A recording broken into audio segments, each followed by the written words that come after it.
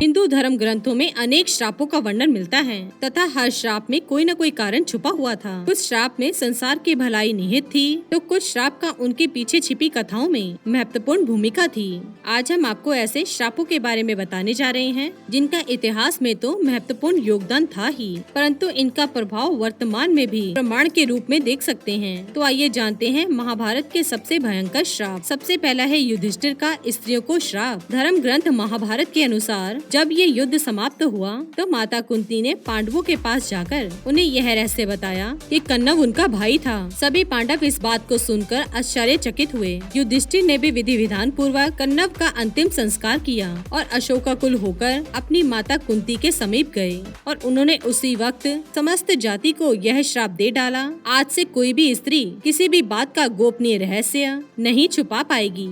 और तभी से दोस्तों आप देख ही सकते हैं महिलाएं अपने पेट में कोई बात दबाकर नहीं रख सकती।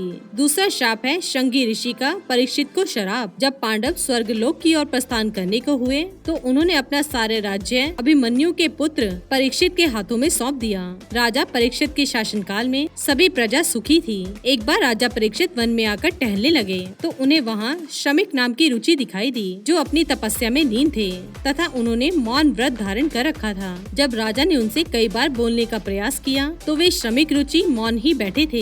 इस पर क्रोध आकर राजा ने श्रमिक रुचि के गले में मरा हुआ सांप डाल दिया। जब ये बात श्रमिक ऋषि के पुत्र श्रृंगी को पता चली तो उन्होंने राजा परीक्षित को श्राप दिया कि आज से 7 दिन बाद राजा परीक्षित की मृत्यु तक्षक सांप के डसने से हो जाएगी। राजा परीक्षित के जीवित रहते कलयुग में इतना साहस नहीं था कि वे हावी हो सके, परंतु उनकी मृत्यु के पश्चात ही कलयुग पूरी पृथ्वी पर हावी हो गया। तीसरा है श्री कृष्ण का अश्वत्थामा को श्राप। महाभारत युद्ध के अंत समय में जब अश्वत्थामा ने धोखे से पांडव पुत्र का वध कर दिया तब पांडव भगवान श्री कृष्ण के साथ अश्वत्थामा का पीछा करते हुए महंत श्री वेदव्यास के आश्रम तक पहुंच गए। तब अश्वत्थामा ने पांडवों पर ब्रह्मास्त्र का वार किया। यह देखकर अर्जुन ने भी अपना ब्रह्मास्त्र छोड़ा। महंत श्री व्यास ने दोनों अस्त्रों को टकराने से रोक लिया और अश्वत्थामा और अर्जुन से अपने अपने ब्रह्मास्त्र वापस लेने को कहा। तब अर्जुन ने अपना ब्रह्मास्त्र वापस ले लिया, लेकिन अश्वत्थामा ये विद्या नहीं जानता था, इसलिए उसने अपने अस्त्र की दिशा बदलकर अभिमन्यु की पत्नी उत्तरा के गर्भ की ओर कर दी। यह देख भगवान श्री कृष्ण ने अश्वत्थामा को श्राप दिया कि तुम कलयुग के अंत तक इसी तरह से पृथ्वी पर भटकते रहोगे और किसी भी जगह किसी भी पुरुष के साथ तुम्हारी बातचीत नहीं हो सकेगी। तुम्हारे शरीर से पीक और लू की गंध निकलेगी, इसलिए तुम मनुष्य के बीच में नहीं रह सकोगे, दुर्गम वन में ही पड़े रहोगे। इसलिए यह माना जाता है कि आज भी अश्वत्थामा जंगलों में भटकते रहते हैं। उर्वशी का अर्जुन को श्राप। महाभारत काल में एक बार अर्जुन देवस्त्र पाने के लिए स्वर्गलोक गए थे।